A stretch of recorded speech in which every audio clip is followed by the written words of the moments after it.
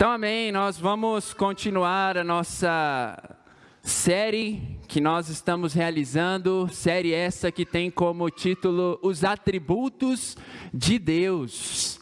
Bem, eu quero começar relembrando a vocês sobre o que significa atributos de Deus. Então, quando nós estamos falando sobre atributos de Deus, nós estamos falando sobre qualidades do ser de Deus.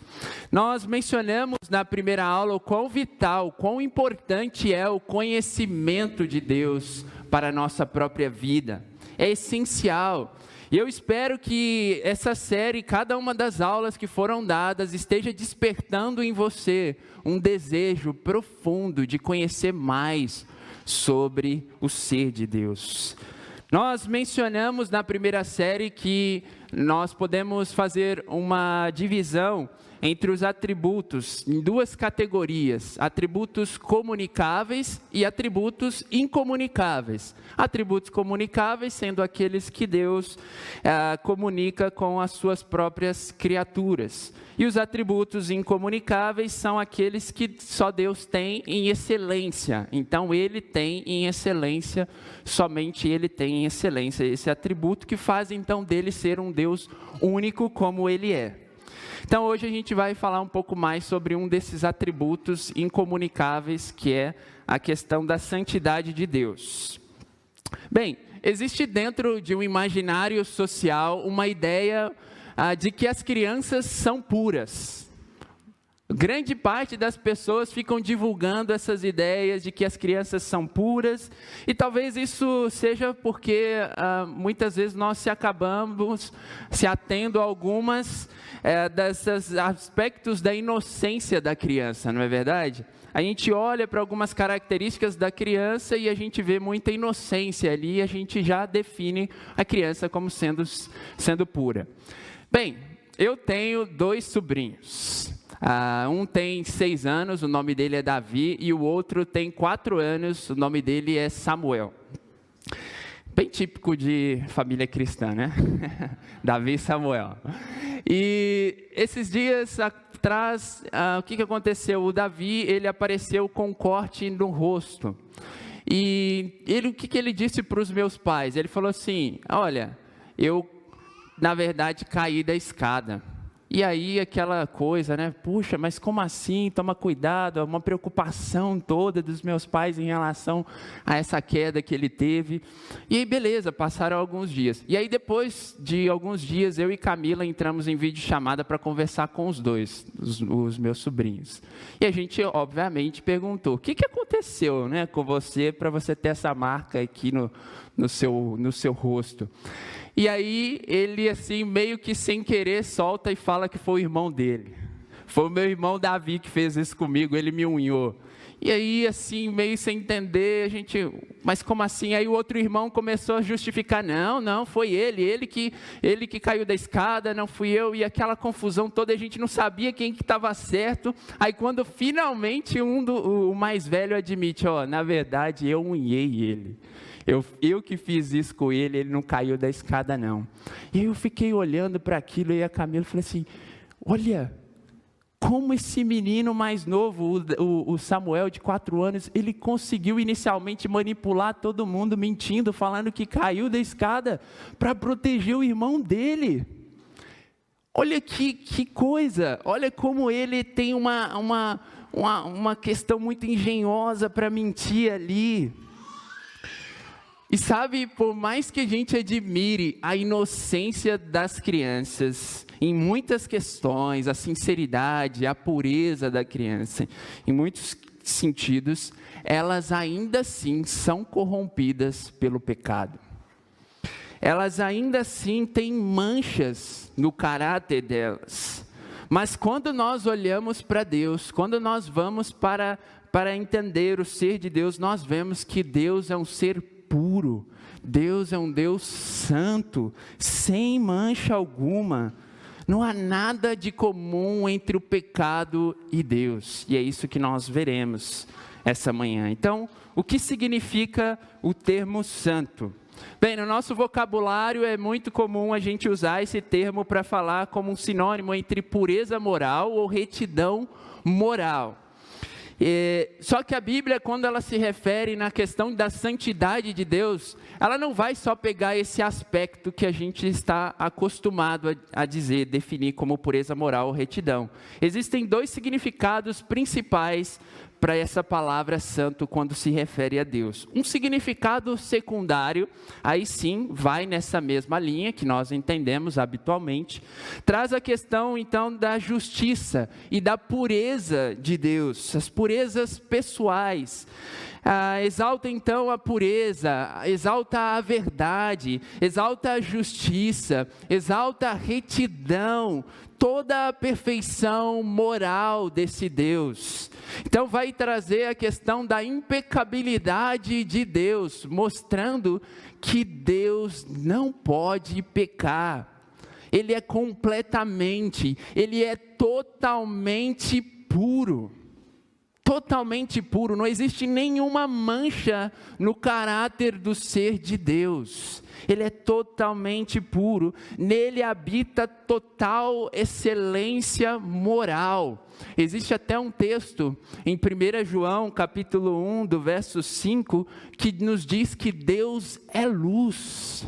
Deus é luz, nem um mais ligeiro defeito existe no caráter de Deus. A santidade então de Deus, ela é expressão da sua perfeição moral, da sua perfeição ética, mostrando uma integridade absoluta que o diferencia de qualquer outra criação. Nada se compara à excelência moral de Deus, e isso o coloca como superior à sua criação. Ou seja, se a gente pensar nessa característica de Deus como Deus santo, a santidade de Deus, ela é tão magnífica, ela é tão incrível, que apenas um único pecado fez com que Adão e Eva não pudessem mais entrar na presença santa desse Deus. E o significado mais primário dessa palavra santo significa separado. Separado então de tudo que é mal, de tudo que é impuro e separado de tudo que é comum. Nesse caso, então, Deus é separado de toda forma de mal, toda forma, e distinto de todos os seres. Mas esse termo separado, ele carrega um aspecto de transcendência. E o que é isso? Mostrando que Deus transcende todas as coisas. Ele é distinto de tudo o que existe. Ele está acima de toda a criação. Ele é inatingível, inalcançável. Você percebe que não tem como atingir a sua própria majestade em santidade. Anjo, querubim, nada se compara com a sua beleza. Nada, absolutamente nada se compara com a sua beleza. Aquilo que é santo, então, é aquilo que é diferente. Essa referência aqui primária, novamente, fala da transcendência, da magnificência de Deus. O senso de que Deus é superior a qualquer esfera da criação. Esse é um atributo, então, que nos revela algo profundo da natureza de Deus. Algo profundo. A própria essência de Deus é uma essência santa. Amém, irmãos? A santidade de Deus é algo incrível, é algo que deveria trazer em nós completa reverência, como nós veremos aqui, porque esse Deus é diferente de tudo o que existe nesse mundo. A santidade, então, de Deus, Ele é rico em majestade, como diz em Êxodo 15, 11, Moisés faz um cântico e ele diz o seguinte: quem entre os deuses é semelhante a ti, Senhor? Quem é semelhante a ti, majestoso em santidade, terrível em feitos gloriosos, autor de maravilhas? Quem é semelhante a ti, Senhor?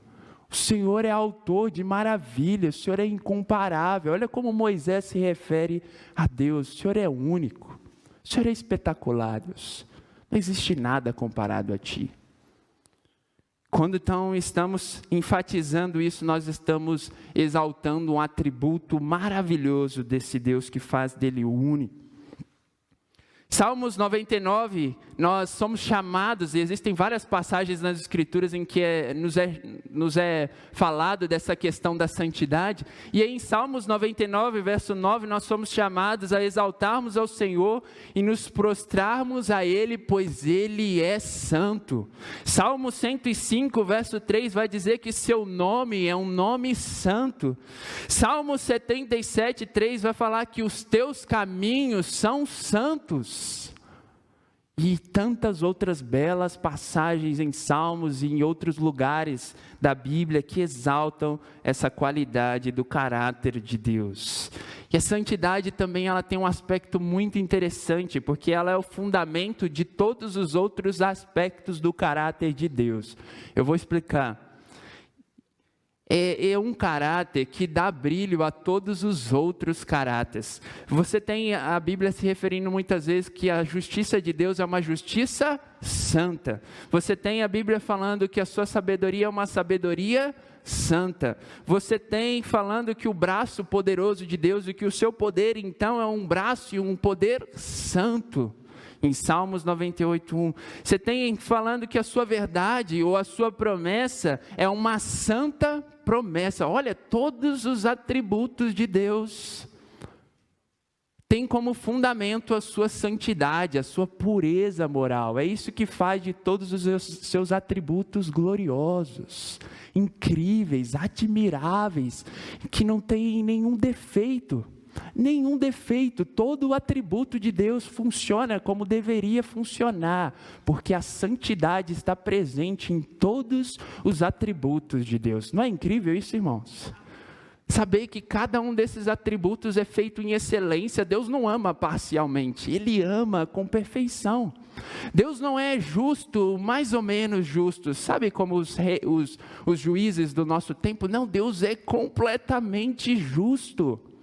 Porque Ele tem todo esse fundamento dos seus atributos em sua santidade, amém?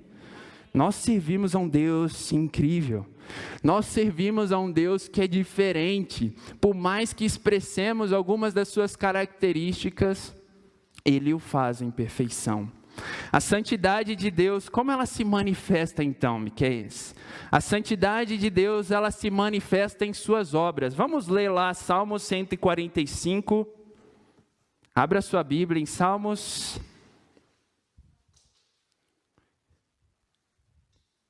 Salmos 145, verso 17. Diz assim: o Senhor é justo em todos os seus caminhos e bondoso em tudo o que faz. Então, aqui nós temos algo incrível. A santidade de Deus ela é manifestada em todas as suas obras. Ou seja, tudo o que Deus faz é algo justo, é algo santo, é algo puro. Isso é incrível. Nós vemos então que esse é o padrão de Deus nas suas ações, a sua santidade. Toda a criação, então, ela foi criada em incorruptibilidade. Toda a criação foi feita de modo perfeito, de modo genuíno, sem mancha alguma, porque Deus faz todas as coisas de uma forma muito perfeita, na sua excelência moral e santa. Entretanto, nós sabemos dessa história, nós falhamos lá no Éden. E desde então nós nos corrompemos. E então Deus chama a sua criatura a viver em santidade, tendo Ele mesmo como um padrão dessa santidade. Ele sendo esse padrão. E aí então Ele convida as criaturas dEle a viverem um caminho de santidade. Olha que coisa incrível. E como Deus ele vai construindo isso? Ele então, a outra expressão da sua santidade, a santidade de Deus se manifesta em sua lei. Deus dá as leis, e a Bíblia relata que as suas leis são leis santas, são leis boas, são leis justas. E eu sei que talvez para você que gosta de viver na prática do pecado, talvez para você não pareça, mas as leis de Deus, elas são santas, elas são boas e justas. A vontade de Deus, então, com essas leis, é nos chamar a largar, a abandonar o pecado, abandonar as variedades do pecado. Se a gente lê em Romanos 7, no verso 12, só anote, fala que, assim, de fato, a lei é santa e o mandamento é santo, justo e bom. O mandamento é santo, justo e bom. Posto então, irmãos, que Deus é santo, Ele odeia todo o pecado. Ele ama tudo quanto está em conformidade com as suas santas leis e detesta tudo aquilo que lhe é contrário, tudo aquilo que é pecado. Abacuque 1:13, ele diz o seguinte, vai dizer que os olhos do Senhor, eles são tão puros, que não suportam ver o mal. Não podes tolerar a maldade. Então, olha, nós estamos falando que Deus é puro, em excelência moral. E por conta dessa pureza, Ele não pode, seria contra a sua própria essência, Ele olhar para o mal e tolerar o mal. E deixar as coisas como assim estavam. Então, a expressão da sua santidade é algo incrível. Como poderia, então, aquele que é infinitamente puro, aquele que é infinitamente santo, ficar indiferente ao pecado e se negar a mostrar a severidade desse pecado?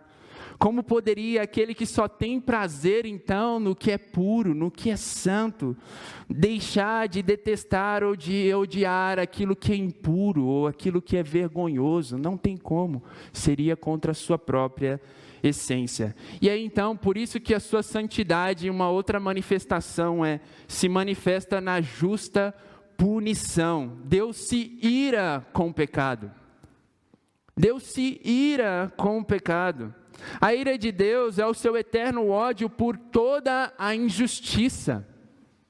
Toda a injustiça que existe na prática disso. É o desprazer, é a indignação desse Deus que é santo, desse Deus que é justo, contra o pecado que vai de encontro com as suas santas leis, que são boas, como nós lemos. A sua ira divina contra o mal. Deus se ira contra o pecado, porque então este é uma clara rebelião contra a sua própria autoridade suprema de santidade. Deus se ira, porque isso é um insulto à sua majestade e à sua santidade suprema. Por isso Deus se ira com o pecado. Efésios 2, do 1 ao 3, vai nos ensinar que devido à queda e à vivência, vivendo na prática constante do pecado, isso nos coloca como filhos da ira de Deus. Você entende? Não sou eu, Miqueias, que estou falando isso. As Sagradas Escrituras, que nos dizem que se nós permanecemos na prática e na vivência do pecado, isso nos coloca como filhos da ira de Deus. Depois, então, da queda, nós vemos que quando o homem deslizou no pecado, a gente vê isso. A humanidade se tornou ignorante. A humanidade se tornou perversa. A humanidade se tornou corrupta e carente de todo o bem. Inclinados com seus desejos totalmente distantes daquilo que vem de Deus, seus desejos distorcidos, seus desejos depravados.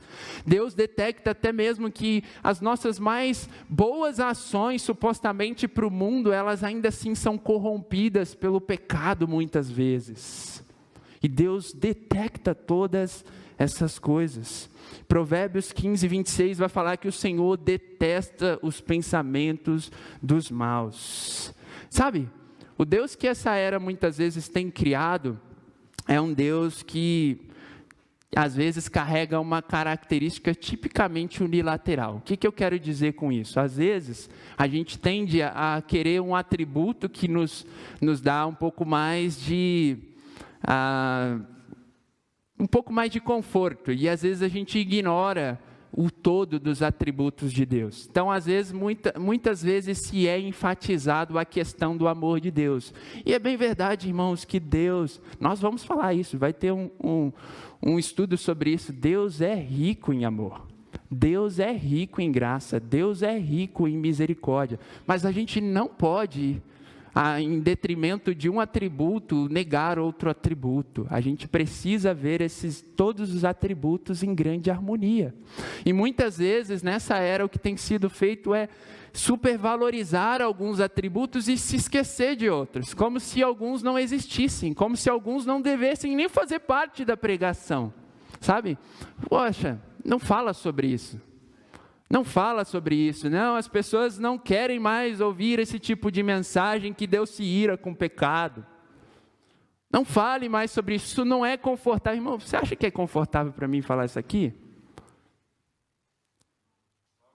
Não é, porque vai talvez na contramão do que tudo que tem sido posto geralmente em relação ao mundo.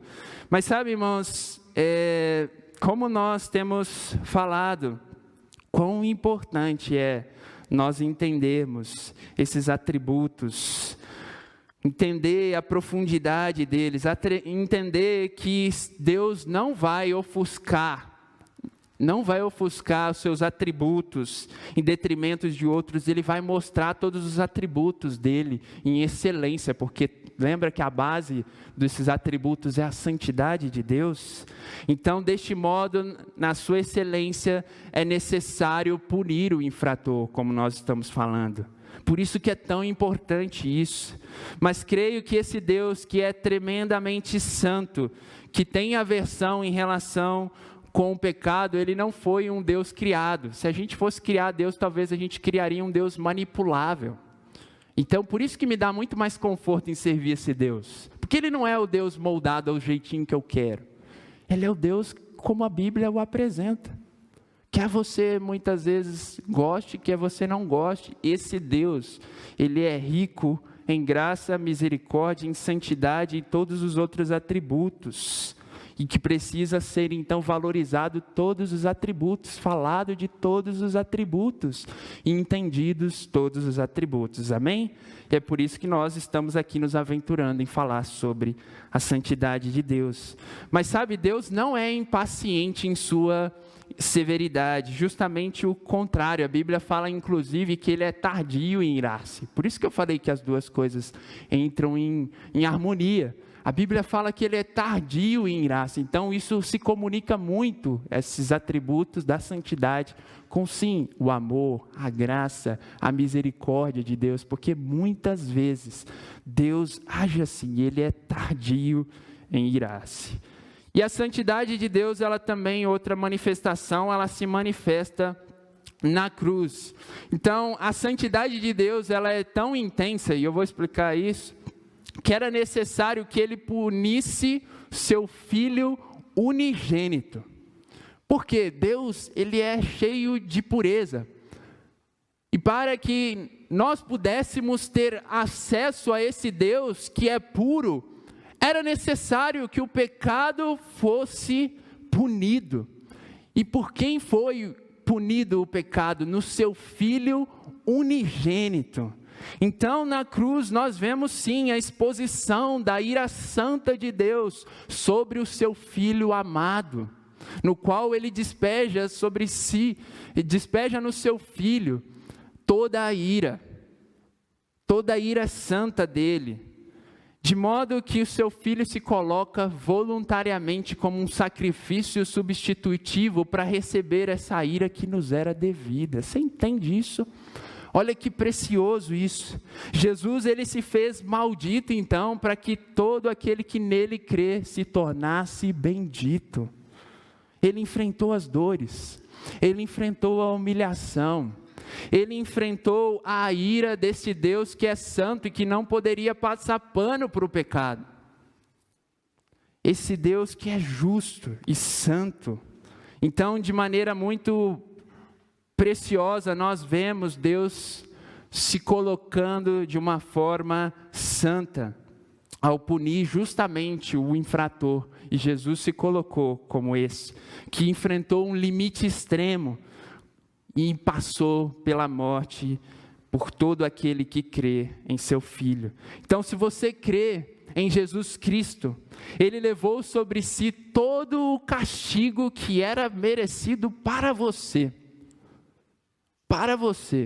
porque Deus é santo, E aí, sem derramamento de sangue, como diz em Hebreus 9, 22, não há perdão. Posto que Deus então é santo, é necessário que nós nos aproximemos com reverência a esse Deus que é santo. Podemos ver até mesmo a história de um homem bastante comum, chamado Isaías, e nós vamos analisar como Deus se apresentou em sua santidade, em sua glória para Isaías, e qual que foi a reação de Isaías. Olha lá em Isaías capítulo 6.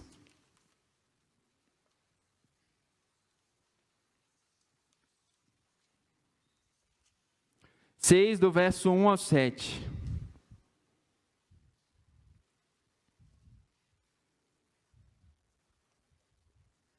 Diz assim, ó. No ano em que o rei Uzias morreu, eu vi o Senhor assentado num trono alto e exaltado, e a aba da sua veste enchia o templo. Acima dele estavam serafins, cada um deles tinha 6 asas, com 2 cobriam o rosto, com 2 cobriam os pés, e com 2 voavam. E proclamavam uns aos outros: Santo, Santo, Santo é o Senhor dos exércitos, a terra está cheia da sua glória. Aos sons das suas vozes, os batentes das portas tremeram, e o templo ficou cheio de fumaça. Então gritei: ai de mim, estou perdido, pois sou um homem de lábios impuros, e vivo no meio de um povo de lábios impuros, e os meus olhos viram o Rei, o Senhor dos exércitos. Logo um dos serafins voou até mim, trazendo uma brasa que havia tirado do altar com uma tenaz. Com ela tocou a minha boca e disse: veja, isto tocou os seus lábios, por isso a sua culpa será removida e o seu pecado será perdoado. Amém? Olha que incrível, aqui nós temos Isaías. Isso aconteceu logo depois da morte do rei Uzias, um rei que começou bem, depois no final da sua vida ele se corrompeu e terminou mal então, e aí numa crise de soberania do povo de Israel, Deus está mostrando, está se revelando a Isaías como o grande rei, o rei perfeito, o rei santo, o rei tremendo. Talvez Isaías estava passando por um processo de luto e Deus está se mostrando a ele ali como esse rei bendito e grandioso, como o verdadeiro rei da nação. A primeira análise que a gente já pode tirar é que isso foi uma decisão voluntária de Deus se apresentar para Isaías em sua grandeza. Os seres humanos, nós sabemos por meio das escrituras que não podem ver a face de Deus, era o que Deus já tinha estabelecido, e viver, não pode ver a face de Deus e viver, é o que Deus já tinha estabelecido em Êxodo, capítulo 33, do verso 20. Nenhum de nós é puro nesse sentido de coração neste mundo, e a nossa impureza que nos impede então de ver a Deus. Mas Isaías aqui, ele teve uma experiência até então bem atípica, bem diferente. E ele percebeu então que não há nada mais terrível, nada mais desafiante do que ele como uma criatura pecadora ser exposto ao santo, ao sagrado, e ali ele teve aquela experiência. Então, em sua visão, nós vemos que Isaías avistou os serafins por cima de Deus, enquanto ele estava assentado, entronizado ali no templo. E quem são os serafins? São seres de anjos, da ordem de anjos, que servem ali constantemente, alguns acreditam que no lugar mais próximo do altar. Imagina, são seres que têm um acesso muito próximo a esse Deus. E aí fala que cada um desses serafins, eles tinham 6 asas. Pense nessa situação, parece um pouco diferente, né? Um pouco bizarro quando você olha um pouco para essa figura, mas a ponta é que ele tinha 6 asas. E aí fala que com 2 asas eles cobriam os rostos, com 2 asas eles cobriam os pés, e com as outras 2 eles voavam, como diz no verso 2. E as informações que eles cobriam os rostos, e também cobriam os pés. Isso demonstra, primeiro, em relação ao rosto, que a glória de Deus deveria ser tão radiante, tão imensa, tão maravilhosa, que nem os próprios anjos celestiais conseguiam olhar para a face desse Deus. Observe isso. Como deveria irradiar assim tanta luz, tanto brilho, tanta santidade, que ao ponto dos próprios anjos celestiais serem incapazes de olhar diretamente para este Deus que é santo. Esses anjos também cobriam os pés, demonstrando toda a sua reverência diante da sua missão que eles tinham de estar adorando o Altíssimo. O versículo 3, ele é um ponto bem crucial para a gente, no qual você vê a repetição que os anjos estão gritando, eles estão falando santo, santo, santo.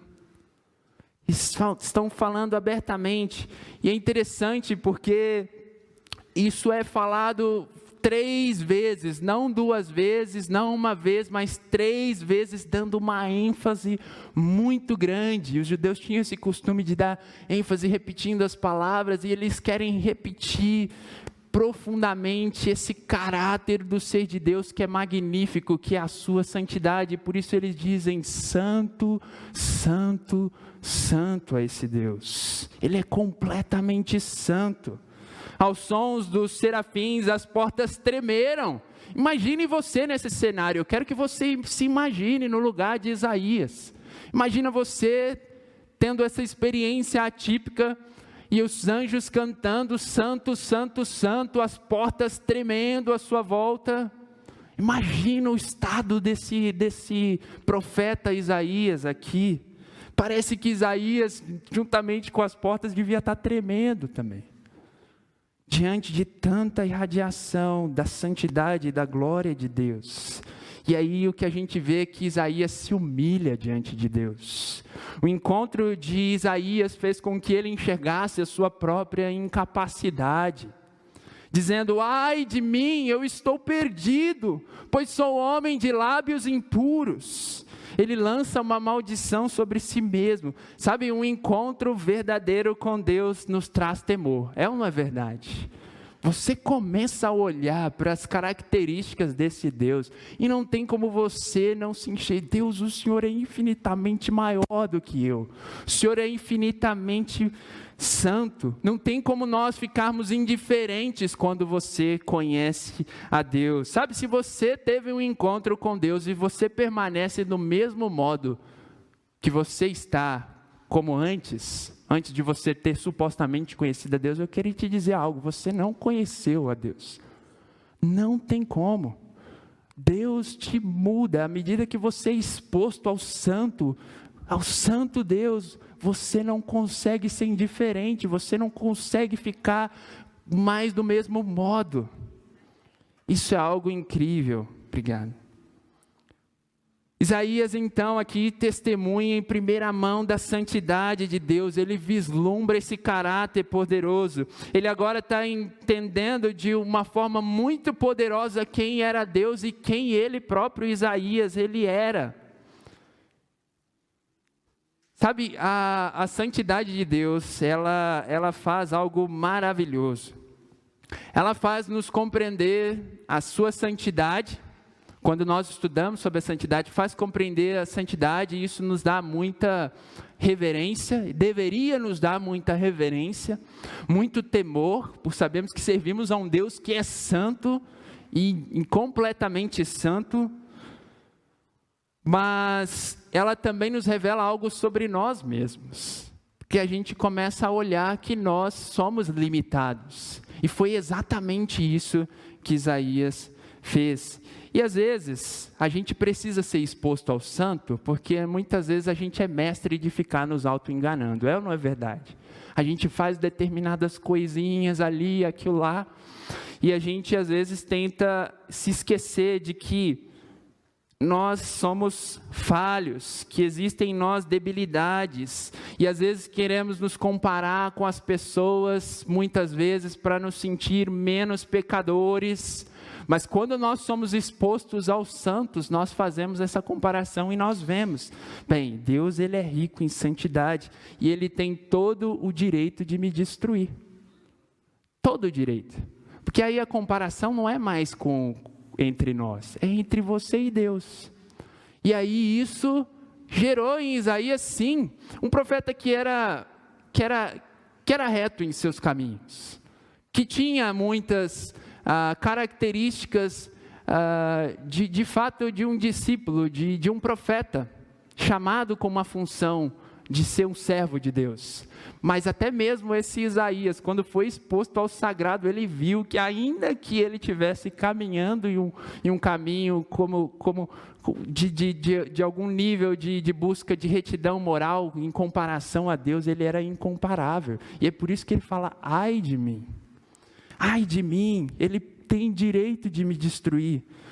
Eu acho incrível várias vezes quando também Moisés ele é exposto diante dessa santidade de Deus. Ele era muito próximo na sua relação com Deus e ele estava ali representando o povo diante de Yahvé ali no Monte Sinai. Deus dá a ele as leis, né? E aí ele faz um pedido, Deus, deixa eu ver a tua face. E Deus fala assim, Moisés, ninguém tem direito de... E Deus, deixa eu ver, é como se Moisés tivesse falado assim, Deus, eu vi a sarça ardente, eu vi o mar sendo aberto, eu vi tantas coisas incríveis, a água saindo ali da rocha, eu vi tantas coisas incríveis, mas deixa eu ver esse brilho do seu caráter.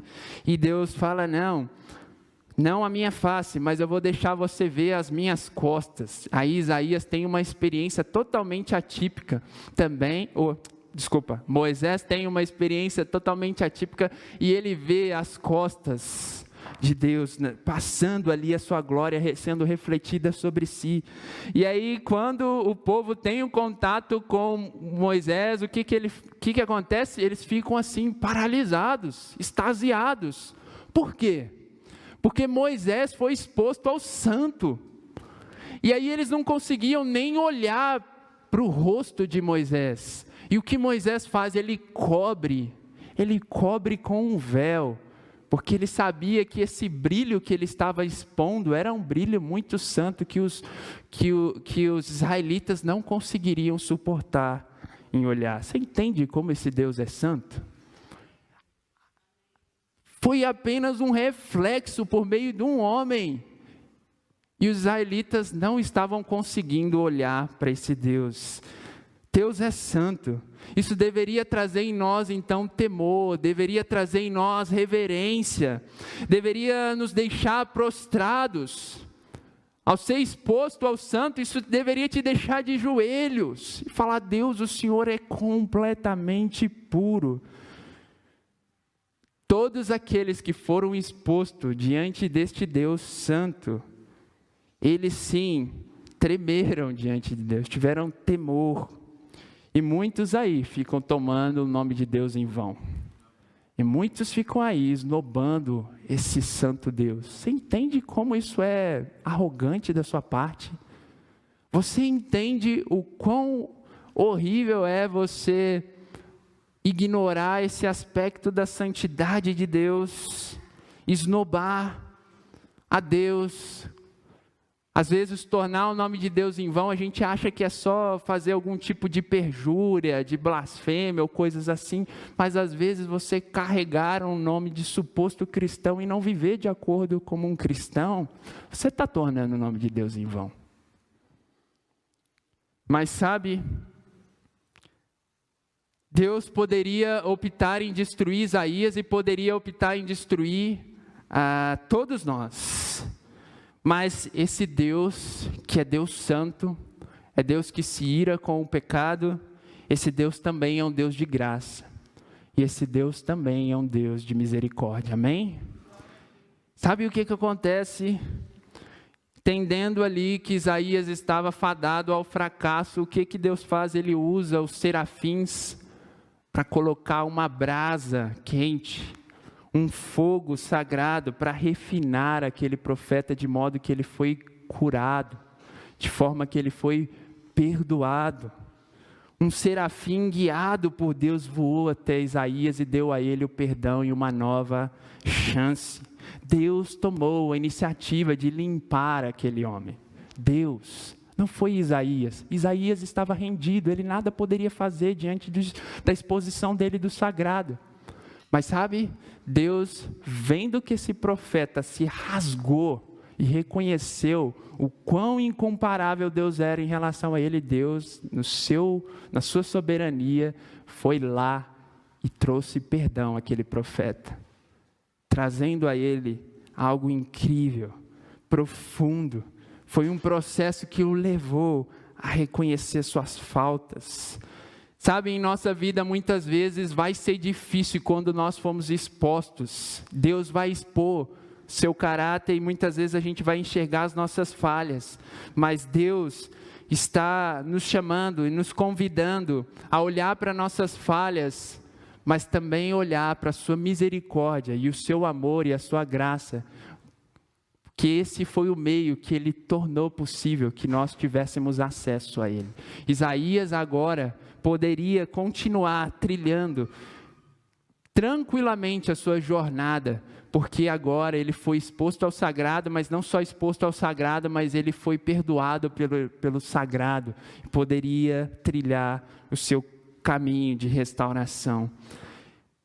E Isaías, ele mostra algo incrível para nós, que isso não se restringiria apenas a ele, mas em Isaías 40, do verso 5, ele fala assim: a glória do Senhor será revelada, e juntos todos a verão, pois é Senhor quem fala. Olha o que Isaías está falando, de novo, Isaías 45, a glória do Senhor será revelada. Ele já está fazendo uma profecia messiânica, que um dia a glória de Deus também seria revelada, e juntos a verão, pois é o Senhor quem fala. E quando isso acontece? Olha que incrível, João 1,14, abra comigo por favor, João, rapidinho, João 1,14,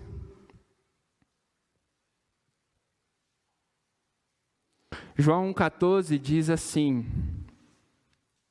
aquele que é a palavra tornou-se carne e viveu entre nós, vimos a sua glória, glória como a do unigênito vindo do Pai, cheio de graça e verdade. Olha que incrível, esse Deus se manifestou na pessoa do seu Filho Jesus, cheio de glória, cheio de glória, cheio de majestade e esplendor. Em Jesus, então, nós vemos o caráter de Deus sendo revelado, sendo exposto diante do homem. E aí em 2 Coríntios 13:18, essa escritura também é bem importante para a gente entender esse aspecto. 2 Coríntios 3:18.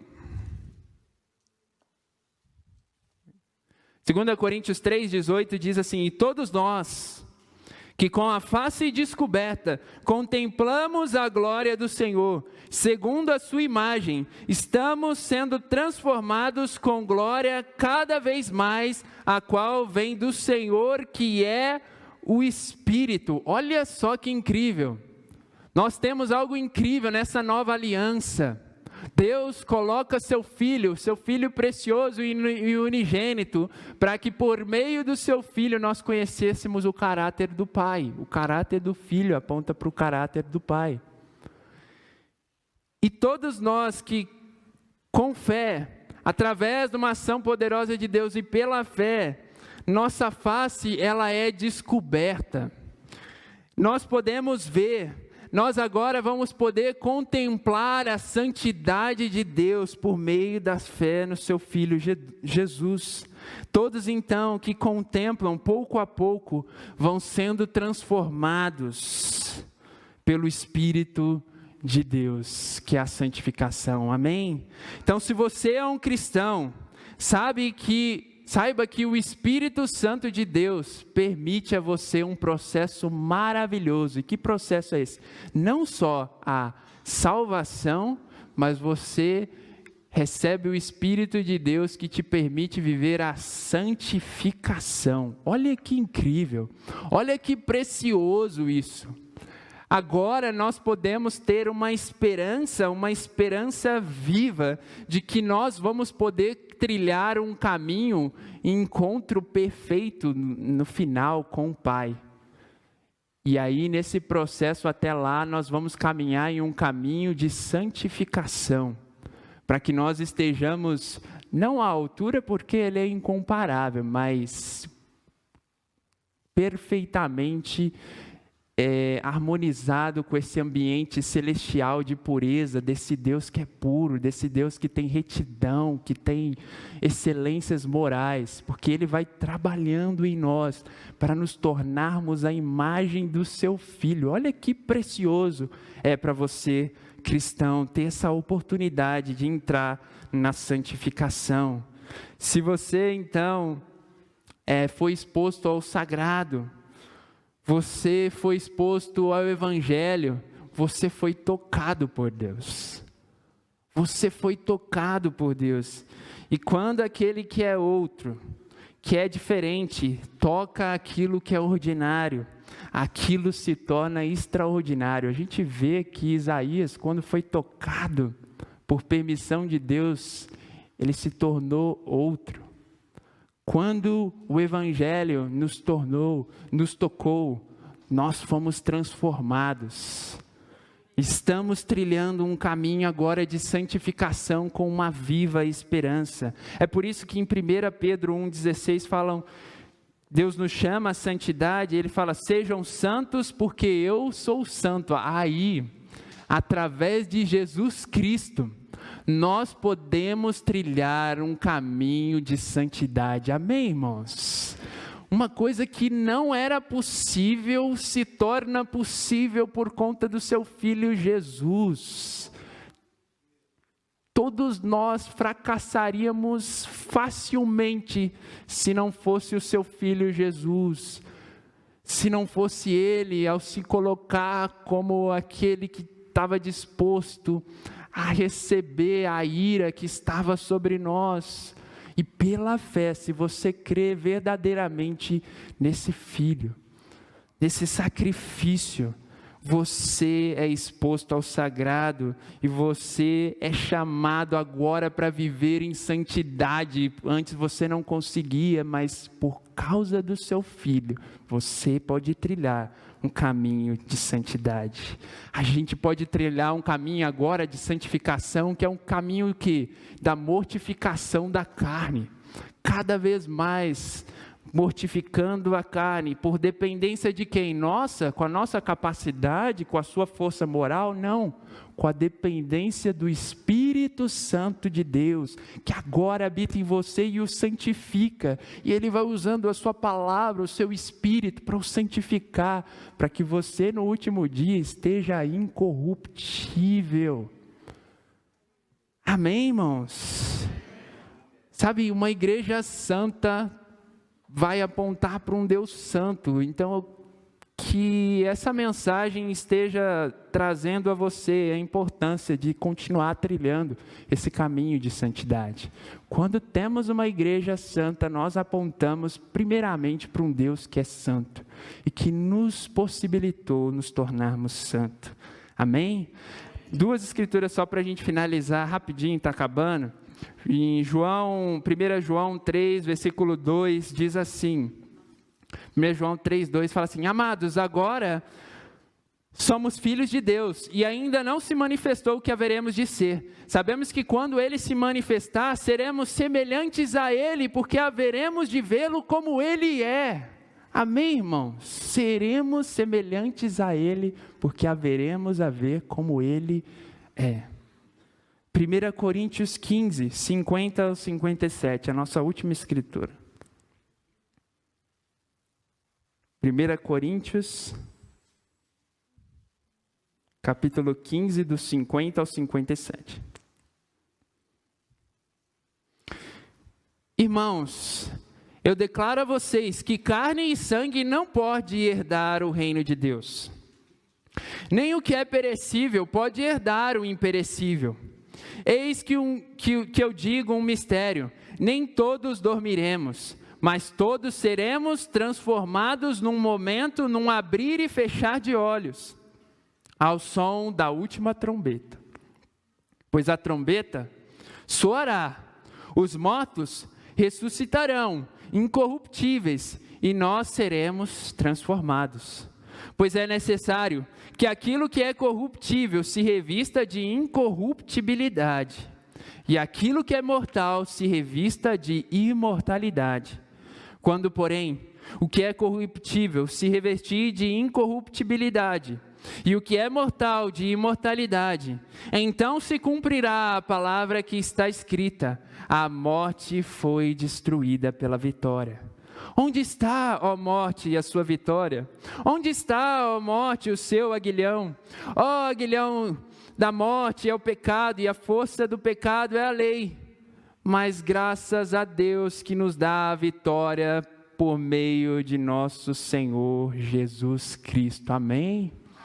No último dia, você cristão que crê verdadeiramente em Cristo e trilha nesse caminho da santificação, você tem uma firme esperança de que num abrir e piscar de olhos, o que é incorruptível, que era incorruptível, né, vai ser revestido de imortalidade. Olha só, que incrível! Desfrutando de algo precioso, algo maravilhoso, que só foi possível graças à vitória do nosso Senhor Jesus Cristo, exposto à cruz e ressuscitando. Lições que eu quero deixar, algumas lições práticas em relação ao que nós falamos aqui essa manhã. Nós precisamos entender melhor a gravidade do nosso pecado. Eu oro para que cada um de nós possamos ver que isso não é uma brincadeira.